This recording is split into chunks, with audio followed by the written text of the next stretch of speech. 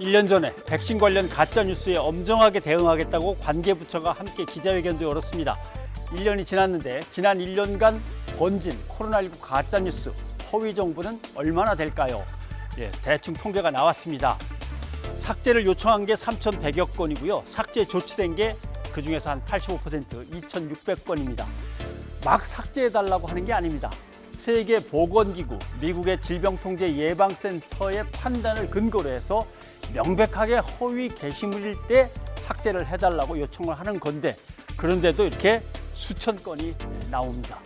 내용도 이제는 상당히 그럴듯하게 어려운 말 써가면서 발전하고 있습니다. 보십시오. PCR 검사는 독감 바이러스, 코로나19 바이러스를 구별하지 못한다.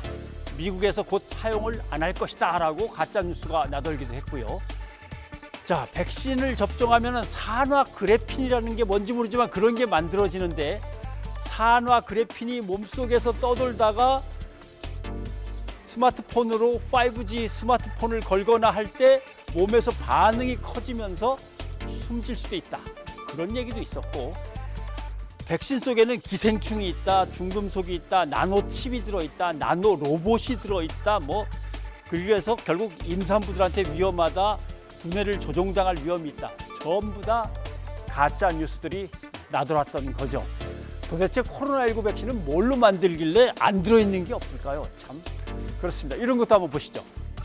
백신을 임상 실험하는 과정에서 안면마비 부작용이 왔다. 실제로 2만 명을 대상으로 백신 임상 실험을 할 때 4명 안면마비가 발생했습니다.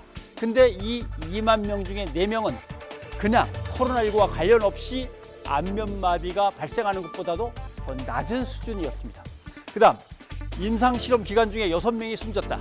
실제로 6명이 숨졌는데 4명은 백신을 투여해서 숨진 게 아니라 백신이라고 속이고 가짜 약을 투여했던 실험 대조군이었습니다. 자, 이런 것도 있었습니다. 그리고 이런 것도 참 답답한 일 중에 하나입니다. 보십시오. 일본 국립연구소의 연구 결과죠. 제가 오미크론 감염자를 만났는데 마스크를 안 쓰고 만났습니다. 그러면은 15분간 얘기를 나누는데 거리가 한 1m 됐다 그러면은 60% 정도 감염될 가능성. 바싹 붙어서 50cm 이내로 접근했다 그러면은 100% 감염, 이렇게 돼 있고요. 제가 만나긴 만났는데 제가 마스크를 썼습니다. 그래서 15분간 대화를 하면은 1m 떨어진 거리에서는 거의 감염되지 않는데 50cm 이내로 들어가면은 한 14, 5%는 감염될 가능성이 있는 것이다. 그래서 이 연구 책임자는 마스크를 꼭 착용하고 거리를 띄우고 환기를 자주 하는 것이 중요하다라고 강조를 합니다. 하지만 우리 언론 기사 제목을 보면 마스크를 꼭 쓰십시오가 아닙니다. 마스크를 써도 소용없습니다 쪽으로 제목이 나옵니다. 보십시오. 50cm 이내로 들어가면 마스크 소용없어. 오미크론 50cm 거리면 마스크도 뚫는다.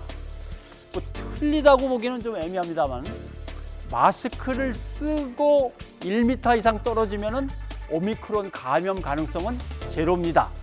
이렇게 제목을 붙일 수도 있는데 그런 거 있나 찾다 한 20건 정도 찾아봤는데 못 찾았습니다. 모두 약속이나 한 듯이 뚫립니다로만 제목을 잡았습니다. 자, 감염병 보도 준칙. 감염병의 보도는 예방과 행동 수칙을 계속 빨리빨리 전달하는 것을 원칙으로 해야 된다라고 되어 있습니다. 전상욱의 앵커 리포트였습니다.